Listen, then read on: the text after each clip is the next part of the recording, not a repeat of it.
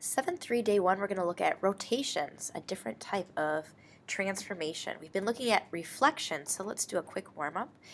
We've been using a tool called a mirror to reflect. So let's say we have a mirror line, I'll make it dashed, and let's say we have an object, such as a triangle.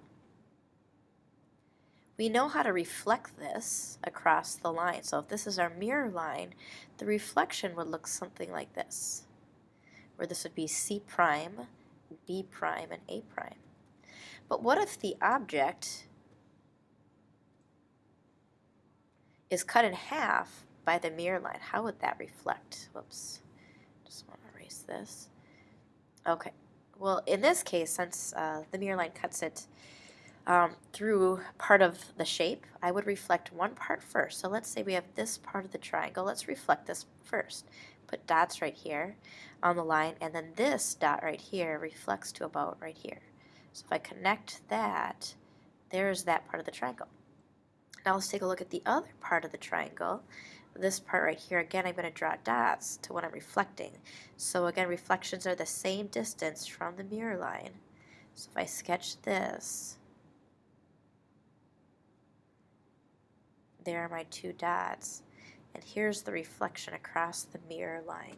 So think mirror line is the midpoint, same distance.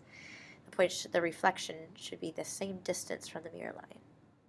Okay, so now we're going to move on to rotations, a new type of transformation. Here's the first problem. Use your mirror to reflect DON in line L. So first L is the mirror line, label it D prime, O prime, N prime. Then reflect the reflection in the second line and label it D double prime, O double prime, N double prime. Explain the one transformation that you created from figure DON to D double prime, O double prime, N double prime. So we're going to be reflecting twice. Move this over here. Since I can't really show mirror on this, I will draw out. So again, here, let's say L is our mirror line first. We're going to take DON and reflect each point across the mirror line. So it might look something like this. This would be D prime, O prime, N prime. So if I connect that,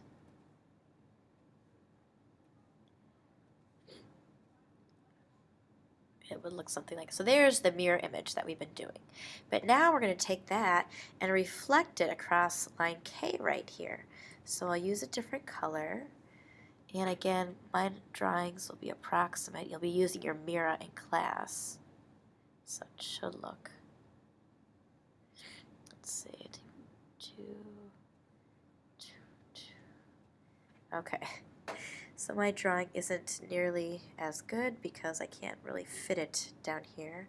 Actually, let's do this again. Okay, so here's N.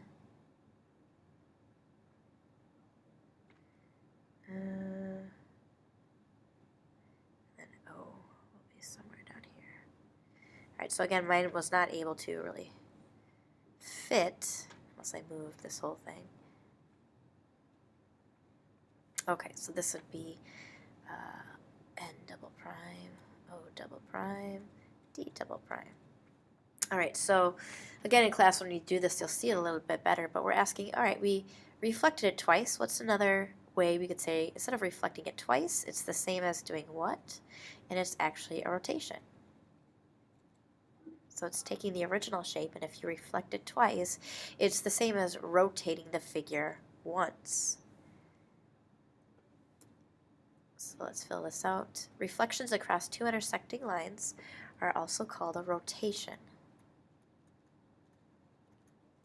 To find the angle of rotation, measure the acute angle, the angle less than 90, formed by the intersecting lines, and double this number.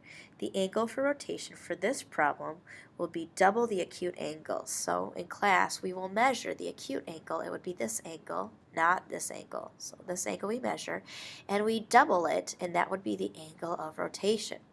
So the angle for rotation would be double the acute angle, and so we'll measure that in class.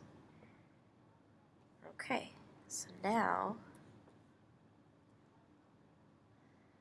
we're going to try this again. Reflect object ABCD over line M, and then reflect it again.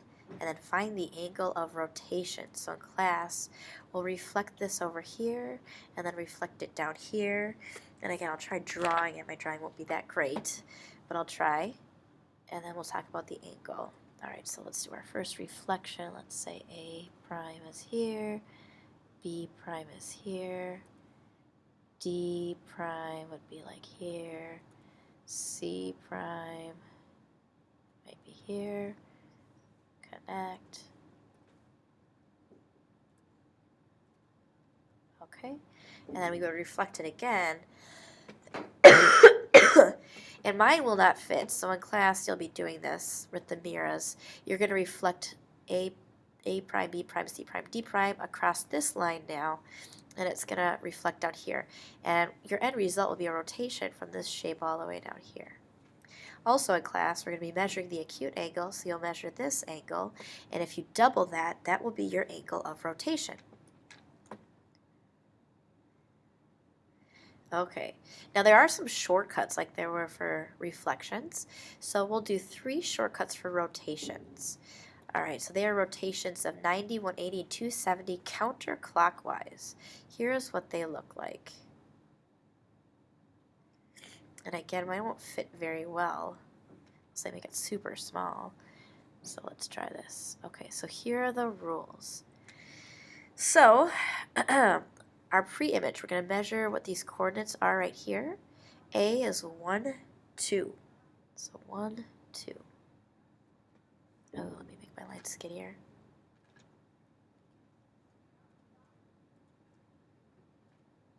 Okay, so A is 1, 2. B is 1, 2, 3, 4, 3. And C is 1, 2, 3, 1. If we rotate this 90 degrees, there is a rule, and that rule is you start with your XY coordinate, and if it's rotated 90 degrees counterclockwise, so this way over here, you're going to take your XY and you're going to change it to negative YX. So if that's the case, we're going to change each of these. So this will be negative 2, 1, negative 3, 4, negative 1, 3. Let's graph that. So negative 2, 1, that would be A prime. Negative 3, 1, 2, 3, 4, 1, 2, 3, 4. B prime, C prime is negative 1, 3. 1, 2, 3, C prime. And if we connect that, you would see that this is rotated 90 degrees counterclockwise. All right, there's 2 more rules we're going to look at. The next rule is 180 degrees, so that's going to be down in the 3rd quadrant. And that rule is, from your original point, you would change it to negative y, negative x. Oops. Negative x, negative y. I said that incorrectly. Negative x, negative y. So start at the original. This would be negative 1, negative 2. This would be negative 4, negative 3. And this would be negative 3, negative 1. Now really the negatives in the rule means the opposite of. So if our original coordinate had been negative, it would change to positive. All right, let's graph this. Negative 1, negative 2. Here's A double prime. Negative 4, 1, 2, 3, 4. Negative 3, 1, 2, 3. That's B double prime. And then negative 3, 1, 2, 3, negative 1. That's C double prime. If you connect that, that's a rotation 180 degrees. And the last rule for 270 counterclockwise is y, negative x. So from the original, flip-flop them and do the opposite of the x. So this would be 2, negative 1, 3, negative 4, 1, negative 3. And you could graph that. It's going to be down in the 4th quadrant, and that'll be a rotation 270 degrees.